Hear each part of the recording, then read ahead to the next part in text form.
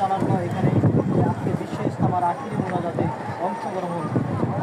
এই মোনাজাত শেষে লাখ লাখ মুসল্লিরা কিন্তু এই বিশ্ব ইজতেমার ময়দান তারা ত্যাগ করছেন। আমরা আপনাদেরকে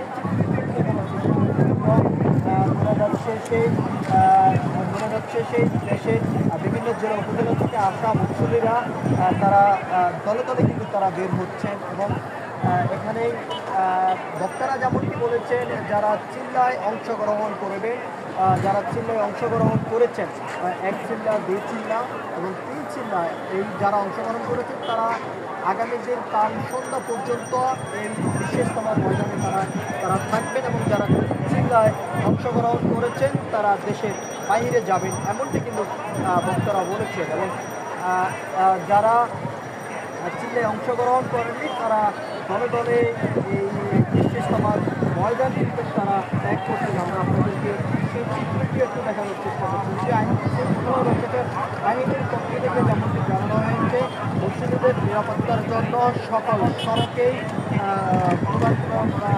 সড়কগুলোতে আইনশৃঙ্খলা রক্ষাকারী বাহিনীর সদস্য মোতায়েন করা হয়েছে এবং সেখানেই সড়ক সার্বক্ষণিক নিরাপত্তা রাখার জন্য আইনশৃঙ্খলা রক্ষাকারী বাহিনী পর্যবেক্ষণে রয়েছেন এমনটি কিন্তু বলছেন। আমরা আপনাদেরকে একটু দেখানোর চেষ্টা করছি যে আইনশৃঙ্খলা